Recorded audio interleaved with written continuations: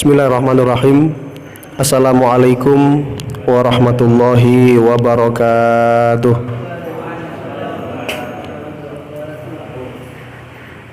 Alhamdulillahi hamdan katsiran thayyiban mubarakan fihi, wassalatu wassalamu ala asrafil anbiya'i wal mursalin nabiyina wa habibina al-mustafa Muhammadin sallallahu alaihi wasallam wa ala alihi wa sahbihi ajma'in, amma ba'du. Qala Allah Ta'ala fil Qur'anil Karim, a'udzu billahi minasyaitonir rajim, bismillahirrahmanirrahim, wal 'asri innal insana lafi khusrin illa alladzina amanu wa 'amilus shalihat wa tawassaw bil haqq wa tawassaw bis sabr. Alhamdulillah, Ibu bapak yang dimuliakan Allah Subhanahu wa Ta'ala, sore hari ini kita sama-sama bisa berkumpul, bisa talabul ilmi. Semoga semakin hari kita semakin baik di hadapan Allah Subhanahu wa Ta'ala, dan kita terus sadar bahwa kita adalah makhluk yang kurang, maka selalu butuh bekal. Jadi kita harus selalu sadar bahwa manusia selalu kurang, maka kewajiban kita terus mencari bekal. Fatazawwadu fa inna khairaz zadit taqwa.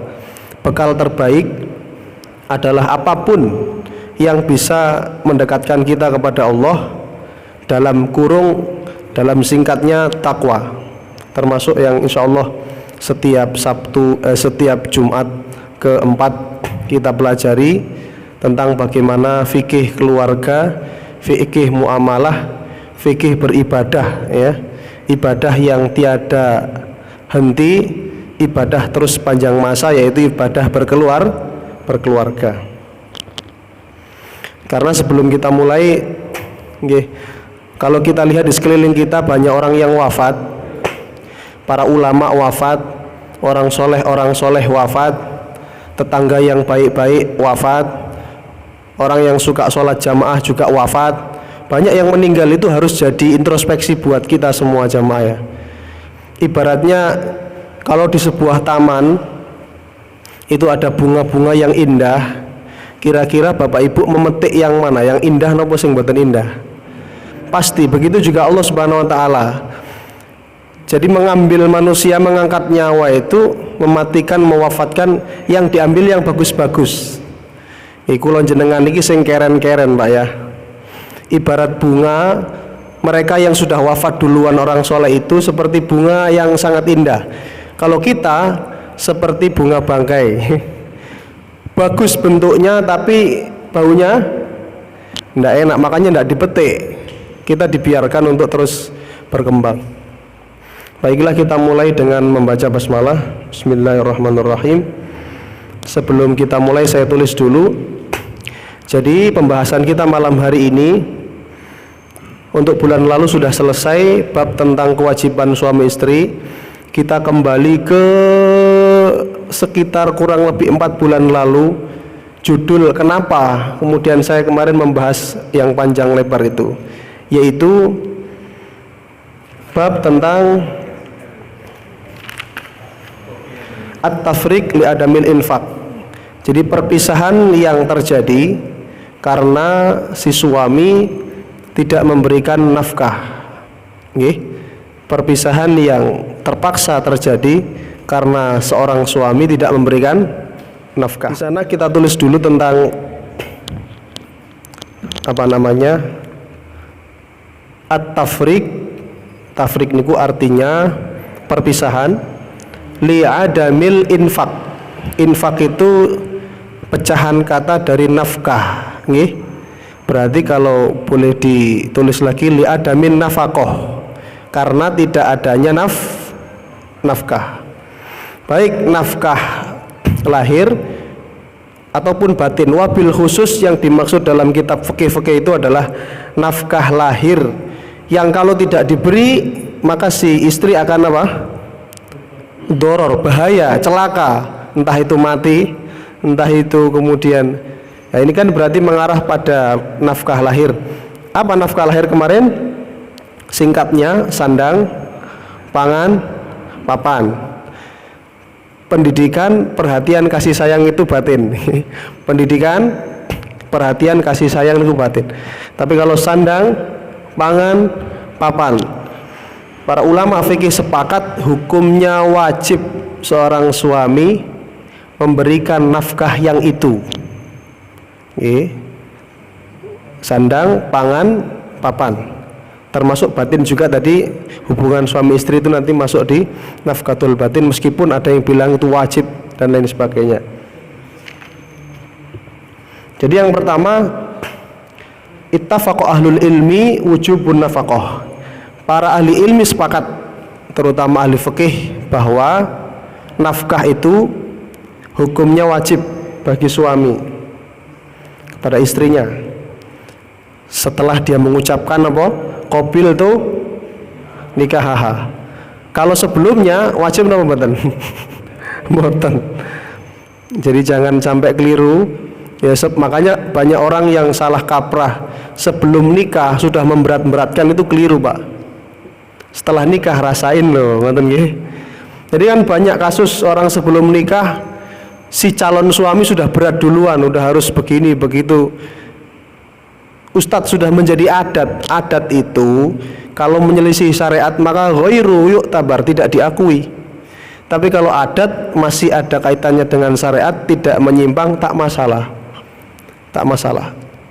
Contoh adat yang tidak masalah niku, misalkan napa nggih? Hari raya salam-salaman. Niku adat, Pak ya. Salam-salam kalau di orang Bareng niku salam gampil tah nopo namine. Tapi kalau adat itu menyimpang, tidak boleh. Sebagaimana di daerah tertentu ada yang kalau mau nikah terus syaratnya harus emas berapa gram. Di mana, Pak? Di Aceh, Pak ya? Atau di Makassar? Mana? Di ya, suku mana yang apa perempuannya itu katanya mahal-mahal? Padang, Sulawesi ini kenapa? Maka ini Bugis, nggih. Padahal uangnya mboten Bugis loh, Pak ya. Oh, itu saya pernah dapat teman saya begitu. Baik. Kemudian dijelaskan di situ. Tapi kalau misalkan nafkah itu wajib, sepakat ulama. Tapi kalau misal terjadi seorang suami tidak bisa memberi nafkah, bagaimanakah hukumnya?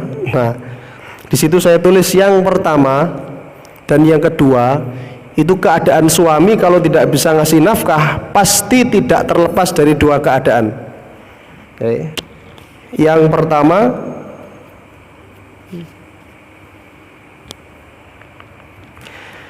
ayyakuna lahu malun dhahir. Si suami ini sebenarnya azzauju, niku tulisannya zauju, suami, lahu punya, malun dohir, punya harta. Berarti yang pertama, dia tidak ngasih nafkah bukan karena apa? Bukan karena tidak ada harta atau nggak ada sesuatunya. Dia punya, tapi dia apa? Ya, penyakitnya banyak laki-laki itu, Pak. Iya. Pelit, kikir, medit, bakhil, dan kawan-kawannya itu. Misal ada kasus seperti itu yang pertama. Jadi di sini disebutkan ayyakuna lahu malun dhahir. Aslinya si suami itu punya harta, kaya orangnya. Ya, kaya, atau bahkan punya simpenan di satu lemari khusus yang mana istri itu tahu itu istri isinya apa? Ya mungkin emas berapa gram atau punya.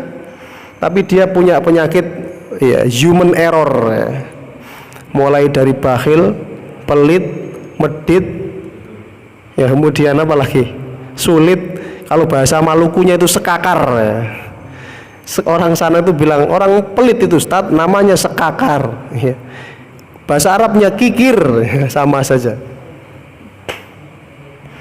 Dalam keadaan seperti ini, itu dalam tinjauan fikih ibu-ibu, bapak-bapak sekalian, kalau ada suami punya harta tapi dia nggak mau ngasih nafkah, itu yumkin lizaujah akhdhu nafqatiha minhu, bi ilmi zauj au bi ghairi ilmihi au amrul qadhi fahina idin laisa talabut tafriq.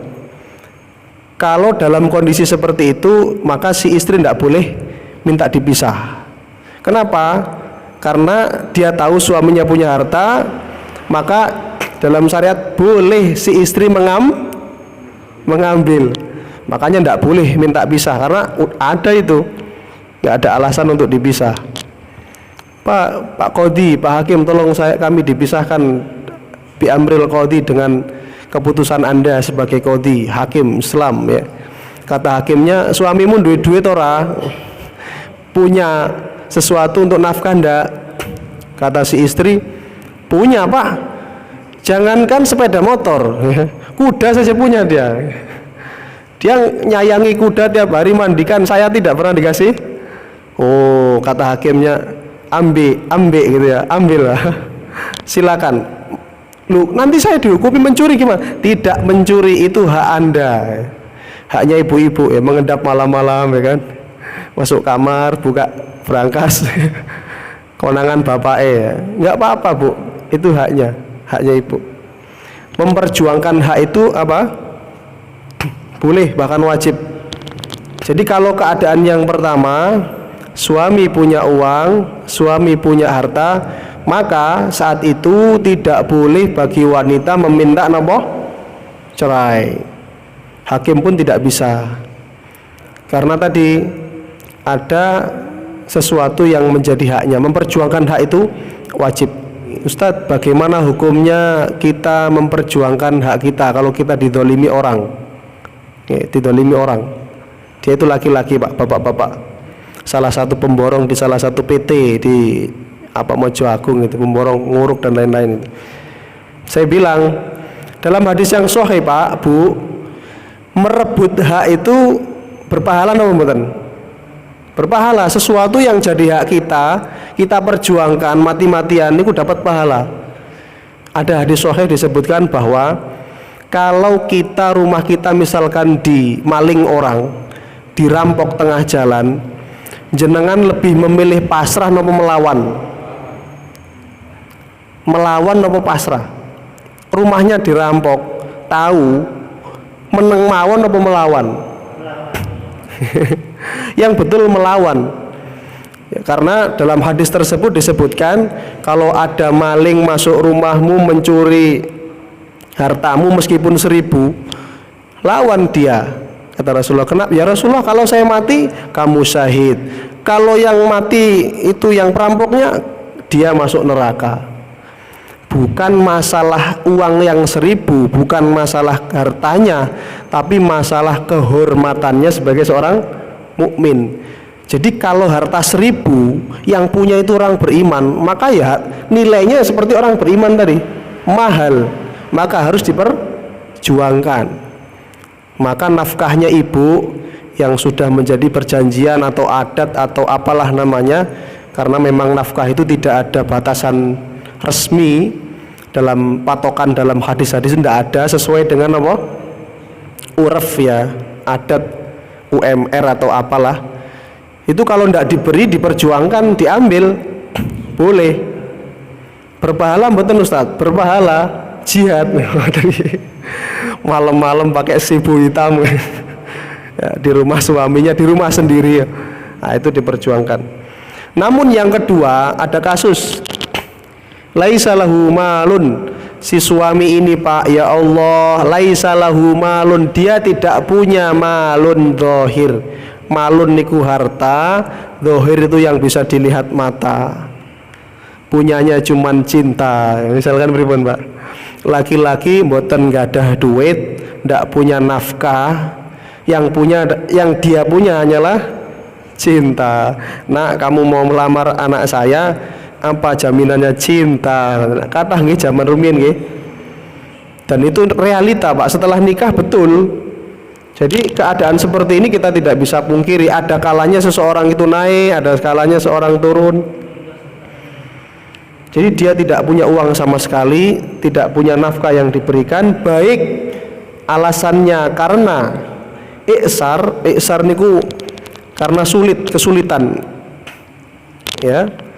Jadi nggak punya harta itu sebabnya banyak, rugi, apalagi Pak, bangkrut, cacat, nggih. Suatu saat kan seperti itu. Kemudian atau ghayyaba maluhu, hartanya hilang, tidak sengaja Pak, mungkin ya dicuri atau mungkin apa Pak kira-kira Pak? Kebanjiran, yang baru-baru ini kan gitu Pak. Ada orang kaya mendadak, ada orang miskin mendadak atas izin Allah. Yang kaya mendadak gara-gara banjir, mobilnya kintir kesangsang ke rumah siapa, atau hartanya hilang ya kesangkut ke rumah siapa. Seperti berita beberapa waktu lalu, ada satu desa itu rame-rame memberi berapa ratus unit mobil itu Pak ya, satu kampung ya. Betul nggak niku Pak? Niku lah namanya kaya napa niku? Mendadak semua bingung, ini dari mana uang ini, rame-rame Pak ya. Tapi juga ada orang itu yang kepala keluarga, hari ini dapat tender, malam ini habis ya. Karena kebanjiran misalkan, mungkin dapat uangnya hari ini cair, ditaruh di berangkas, banjir, rumahnya nggak kentir. Lah seperti itu bagaimana hukumnya? Boleh nggak seorang istri minta cerai? Di situ kemudian kita tuliskan 3 pendapat ulama ya. Yang pertama ya juzu, yang kedua la ya juzu, yang ketiga nanti adalah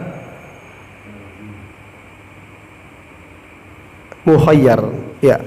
Sambil nanti kita belajar bagaimana sih para ulama itu menyimpulkan hukum fikih, karena urusan fikih itu memang luar biasa. Makanya doanya Rasul itu kepada Ibnu Abbas, Allahumma faqihu fid din. Ya Allah, jadikan Ibnu Abbas itu orang yang fakih, tahu urusan-urusan kecil-kecil dalam Islam, dalam agama, dalam ibadah.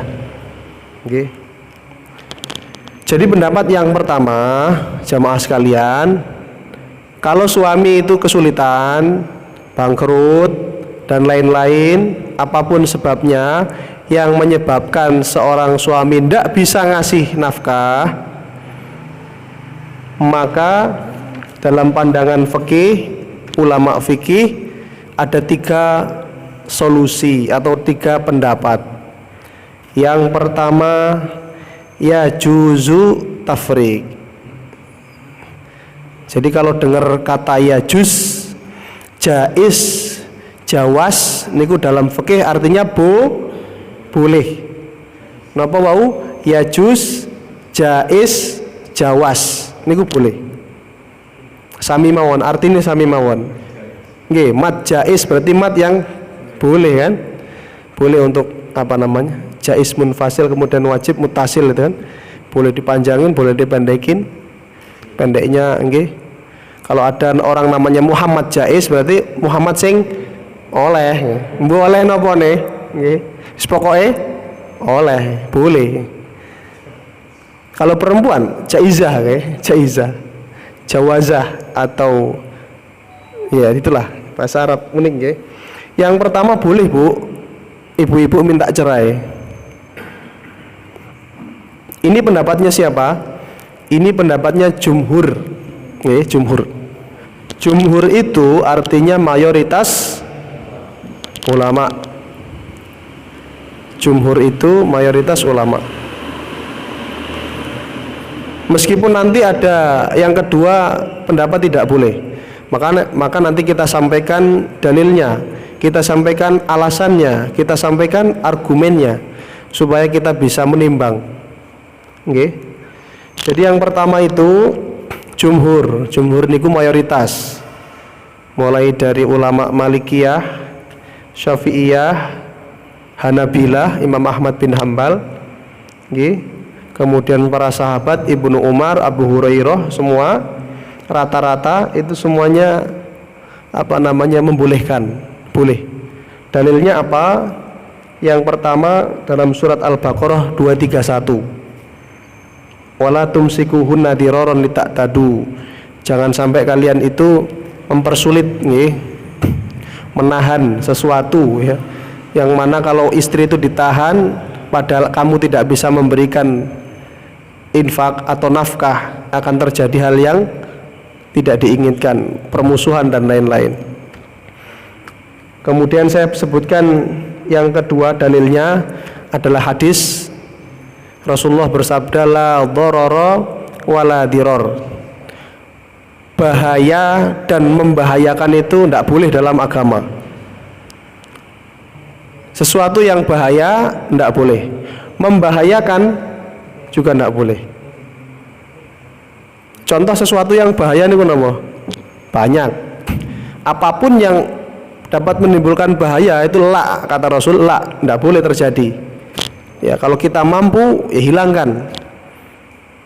Saya kok dengar kabar, entah ini betul atau mboten, ada apa namanya istilahnya, sebentar lagi miras dan lain-lain itu diizinkan, dan lain itu berita apa Pak ini Pak?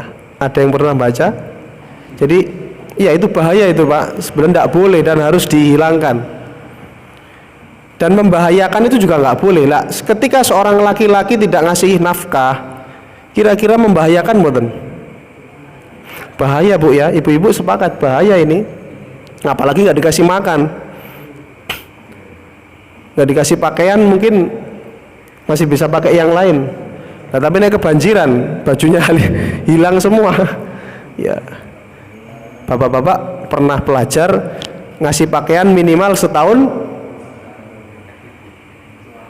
2 kali. Tapi kenyataannya lebih Pak biasanya Pak ya. Lebih nopo kurang kalau setahun niku. Maksudnya kan rumusnya dalam fikih niku kalau bisa minimal setahun 2 kali.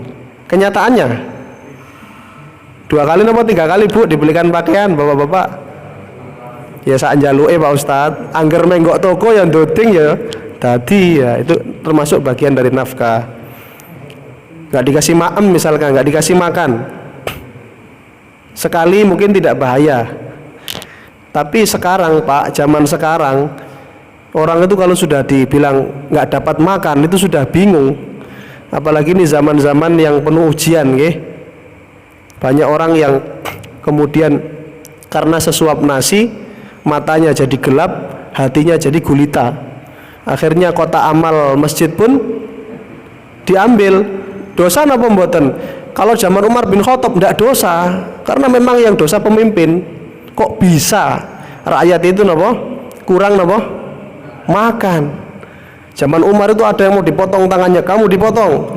Dia kemudian merengek, ya hai Umar, gimana saya bisa dipotong? Saya nyuri itu untuk makan, ngasih perut saya ini. Oh alah, bebas, nggak jadi. Yang dihukum siapa? Gubernurnya. Itu zaman Umar Pak. Tapi zaman sekarang Pak, itu kotak amal hilang. Kemarin saya di Jetis Mojo Agung itu, saya jalan-jalan, rencananya mau apa namanya nawarkan ngaji. Sudah lama saya ngisi di sana, lama kosong karena Covid dan lain-lain. Gimana Pak kalau dimulai lagi? Masya Allah Ustadz, ini ada berita duka. Kami di sini itu, masjid di sini itu, kotak amal itu bukanya setahun sekali. Untuk Ramadan biasanya.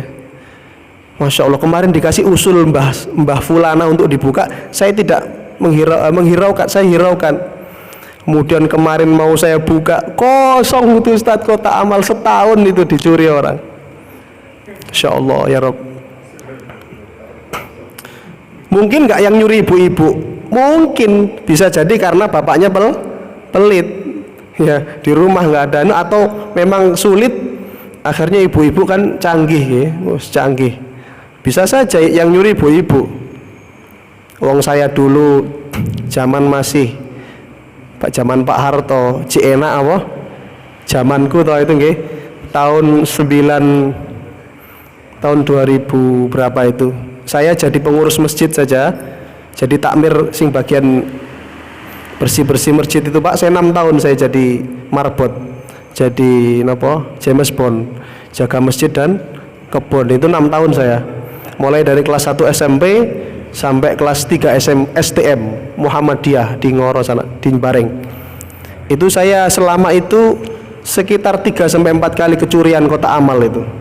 Padahal saya yang pegang kunci masjid, Pak. Ternyata sing nyolong, yang mencuri itu anak kecil. anak kecil dosa mboten? Tapi kecilnya itu SMP tiba pas kulo anu kuncinya dijopok digandakan dengan leluasa masuk masjid membuka apa kotak nggih itu baru ketahuan beberapa waktu kemudian. Insya Allah itu pengalaman saya. Nah, ini berawal dari ibu-ibu tadi ya, ibu-ibu boleh mengambil asal mboten ngambil kotak amal Bu ya. Jadi yang pertama jawas atau yajus, pendapatnya jumhur. Kemudian lalu dalil selanjutnya, waktu zaman Umar jadi khalifah, jadi presiden, beliau pernah menulis surat kepada siapa? Pemimpin pasukan, panglima TNI lah bahasa sekarang ya, pasukan yang berjihad di satu peperangan. Isi tulisannya apa? Wahai pemimpin, tolong panggil fulan sama fulan, disebut namanya. Kenapa dia dipanggil? Ternyata in qata'u minal Madinah wa khalau minha, dia pergi berjihad ikut perang tapi melalaikan yang di rumah. Sinten? Bojone. Lah bojone niku lak nek mboten lapor mboten kuat, akhirnya bilang ke Umar, saya ini berapa bulan sudah tidak dikasih nafkah lahir sampai utang-utang tonggo, bahasanya seperti itu. Lalu Umar menulis panggil fulan. Ini 3 orang atau 2 orang itu. Nggih. Fa imma ayarji'u ila nisaihim, pilihannya 1, mulio, pulanglah. Karena itu kewajiban. Jihad memang wajib. Tapi manakala ada orang lain masih bisa di-cover oleh tentara yang lain, kamu nggak usah, ada yang lebih wajib. Kenapa? Istri. Itulah alasannya Utsman bin Affan nggak ikut perang Badar. Ngurusi sinten? Istrinya, yaitu anaknya Rasulullah SAW. Tapi Utsman bin Affan kantuk pahalane jihad perang Badar, padahal ngurusi bojo Pak. Nafkah, sekali lagi nafkah, disuruh pulang sama Umar. Wa imma ayyab'atu ilaihinna man nafaqah.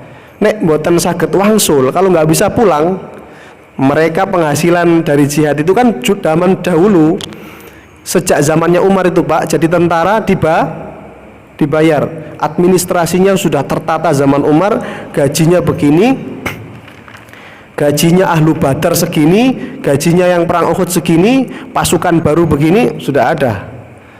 Nek gak gelem mulai gajine jubuan, kasihkan siapa? Istri, suruh pulang. Nggih. Wa imma ayutalliku. Nek nggih mboten purun, ndak mau pulang, nggak mau ngasih nafkah, suruh mentalak. Talak itu kan berarti dari suami ada kemungkinan bisa rujuk dan lain-lain. Karena itu menyiksa. Menyiksa siapa? Istri. Oke. Wa yab'atsu binafqatin ma madha. Disuruh nalak plus mengganti nafkah yang dilewatkan 3 bulan, 4 bulan. Makanya zaman Umar itu nek perang itu keluar dari Madinah bagi laki-laki berapa bulan, Pak? Kalau tidak salah itu 4 bulan. Kalau tidak salah 4 sampai 6 bulan.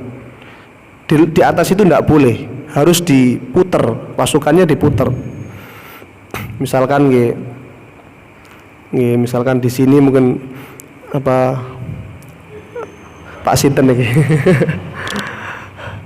Misalkan Abah Yudan mungkin ya perang tempundi datang mriki. Ada diutus oleh khalifah nggih, takmir Masjid Al-Basid, Pak ini ada jihad Pak, keluar dari Al-Basid ya jangan lebih dari 4 bulan. Terus bagaimana yang keluar negeri, yang kerja di luar negeri 2 tahun, 3 tahun dan nggak mau mentolak? Itu kan pilihan, dulu pernah kita bahas. Sebab zaman sekarang sudah canggih. Alah gak apa-apa Pak Ustad, bojoku ora mulih, sing penting wesele teko. Itu udah perkara lain. Nggak apa-apa Pak Ustad, saya ditinggal mau 2 tahun, 3 tahun, 4 tahun, pergi sana sejauh-jauh mata memandang, asalkan ada yang pulang. Nah itu tadi kan pilihan, mboten mantuk tapi duwike mantuk, nggak masalah. Jadi makmin apa nek tiyang sakniki? Nggih maam sego nggih, tapi yang penting duit niku wau. Baik, itu yang alasan yang selanjutnya tadi nggih. Kemudian Bapak Ibu yang dirahmati Allah, alasan selanjutnya kenapa boleh fase atau perpisahan itu boleh dalam pandangan syariat kalau disebabkan seorang laki-laki tidak mampu menggauli istri. Dulu pernah kita bahas nggih, penyakitnya ada 3 nggih. Napa putus dan lain-lain, itu tidak fungsi dan lain-lain. Masih ingat namanya apa? Lupa. Nggih.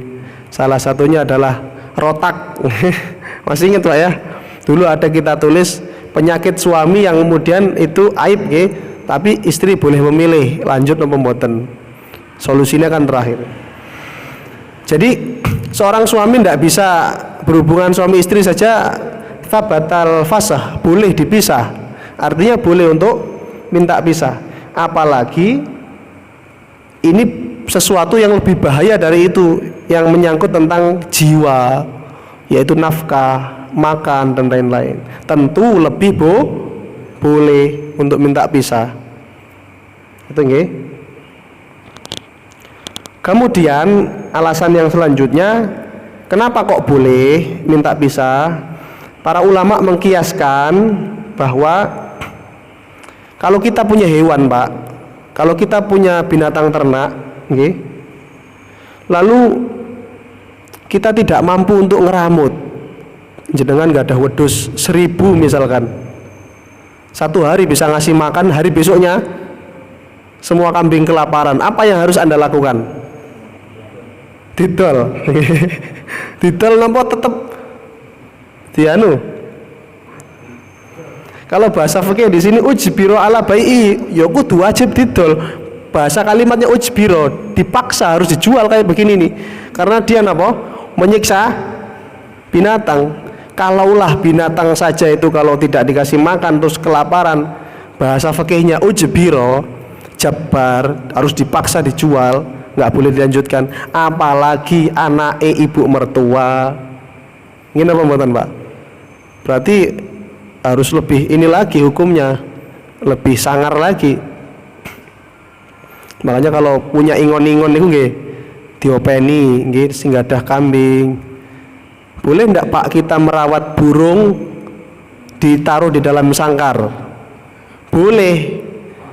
Tapi harus dikasih pasangan itulah, itu yang nggak banyak orang nggak paham ya. Sing disenengi mau munine tok ciu ciu ciu ciu ciu pagi-pagi ciu ciu, gak roh kalau dia itu lagi apa? Curhat. Pak, tolong Pak, sepi saya Pak gitu. Setiap hari dikasih makan tok, saya ini nggak butuh makan. Itulah kenapa Imam Syafi'i kemudian menyimpulkan dari satu hadis. Jadi ada dulu Bu, seorang sahabat itu masih kecil nangis gara-gara burungnya meninggal. Ingon-ingone meninggal. Namanya ingon-ingone niku Nughair. Ada burung namanya Nughair. Sing duwe jenenge Umair. Rasulullah niku semerep Umair niku nangis, langsung dineng-neng, "Ya Umair, diamlah, tenanglah. Kira-kira Nughair sekarang sedang ngapain ya burungmu yang kecil yang sudah mati itu?" Dijak guyon. Dari situ Imam Syafi'i berkesimpulan, oh berarti ngingu binatang niku boleh, asalkan salah satu faedahnya kita tidak boleh menyiksa, dan salah satu siksaannya adalah tidak memberikan pasangan. Jadi habis ini yang pulang setelah ngaji, kalau yang di rumah ada hewan atau binatang yang masih jomblo belum diberikan pasangan, Bapak Ibu harus tobat, diculno atau dicarikan pasangan, kurung dalam satu sangkar niku betul. Tapi kalau dibiarkan sendirian, cuman dikasih makan, kita zalim, lepaskan saja. Ujbiro, wajib dijual, nggak bisa ngasih nafkah soalnya, dan nafkah itu nggak selalunya makan nggih, seperti tadi nggih, pasangan dan lain-lain. Lah terhadap hewan saja seperti itu Islam, apalagi terhadap pasangan. Dan Dan wanita itu memang luar biasa, ibu-ibu, ditinggikan, dimuliakan dalam Islam. Balasan wanita tidak boleh keluar rumah, harus di dalam rumah. Wa qarna fi buyutikunna wa la tabarrajna tabarrujal jahiliyah. Itu memang balasannya luar biasa. Salah satunya adalah kemuliaan mendapatkan nafkah. Siapa yang keluar rumah? Suami. Tulang punggung keluarga. Itu juga keutamaannya luar biasa. Istri meskipun dalam rumah keutamaannya luar biasa. Nafkah itu jangan bayangkan nek perempuan dinafkahi terus hina, mboten. Justru saat kita dinafkahi lalu kita melaksanakan perintah Allah, Masya Allah, itu pahalanya tak terhingga. Nah, yang kedua saya jelaskan sedikit. Yang berpendapat tidak boleh minta pisah, itu alasannya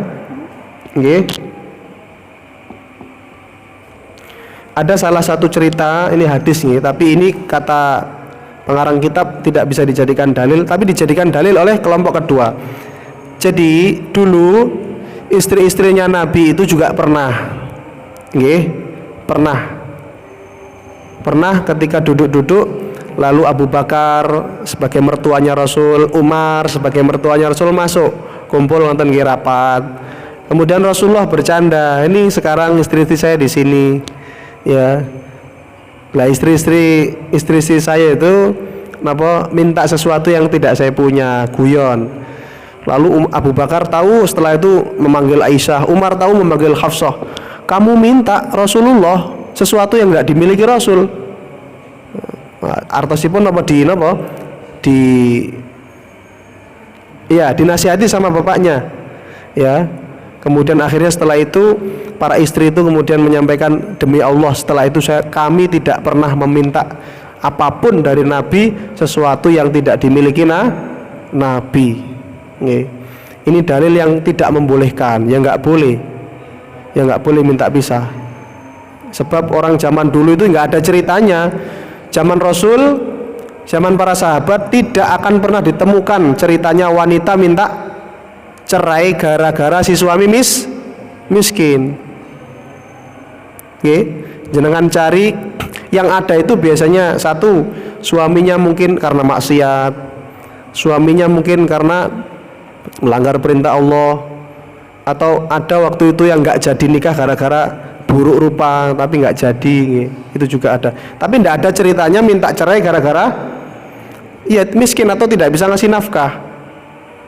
Tapi pendapat ini dibantah oleh yang pertama, itu kan orang dulu, zaman Rasulullah jelas istrinya Rasul itu kan wanita pilihan, orang-orang pilihan, wanita pilihan. Rasul pilih langsung untuk jadi istri, tentu orangnya top nih, imannya bagus-bagus. Sahabat pun demikian. Lah zaman sekarang salah satunya bantahannya seperti itu. Ya jangan disamakan zamannya Nabi, istri-istrinya Nabi dengan istrinya Pak Khairul, kemudian Pak siapa, tidak bisa sama. Makanya ada pendapat yang ketiga, di situ disebut az-zaujatu tunfiku ala zaujiha. Pilihan yang ketiga itu adalah nek suami nggak bisa ngasih nafkah, jatuh miskin, melarat dan lain-lain, dibalik sama syariat, kalau bisa, kalau kondisi seperti itu malah nek sakit perempuannya, istrinya yang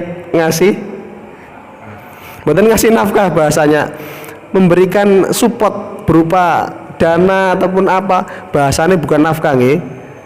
Datang merikutun infak yang sifatnya sunnah, nggak wajib. Ya kalau ibu-ibu punya, kalau bisa justru ditolong, dibantu, ya bapaknya rugi bangkrut, ya ini aku tinggal punya satu cincin pernikahan kita, ini gimana ini jual nopo mboten niki, seperti itu. Dan itu yang disarankan para ulama. Manakah pendapat yang paling rojih? Disebutkan di sini berdasarkan penelitian para ulama, sing paling rojih, sing paling sae, sing paling mendekati itu adalah pendapat yang pertama, yaitu pendapat yang membolehkan seseorang wanita minta untuk cerai dari suaminya karena tidak diberi nafkah lahir terutama. Dalilnya sangat banyak dan itu yang diambil oleh jumhur. Itu boleh.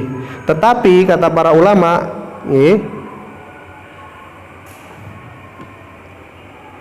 tetapi kalau misalkan wal ahsan antasbir, kalau misalkan masih mampu untuk disabari ibu-ibu dan bisa untuk ditolerir, paling baik bersabar. Karena ya yang diharapkan dari suami itu salah satunya adalah ibu bisa menemaninya dalam suka dan duka, masuk liang lahat bersama-sama. Kita mboten nggih. Enten apa mboten? Ndak ada, kecuali di Thailand. Di Thailand itu ada suku kalau suaminya mati istrinya wajib dikubur. Di sini nggak mau. Di Thailand itu ada suku ya orang non Islam, non Muslim, orang kafir nggih. Kalau suaminya mati ya istrinya harus ikut, dipaksa, nangis ya mati berdua. Karena itu pembuktian cinta, hidup mati sama. Aku mencintaimu hidup dan mati. Barang pas mati mboten purun melu. Nah, niku tiyang Indonesia dan orang Islam yang lainnya. Dan itu wajar. Dan itu pilihan. Jadi seperti itu Pak ya.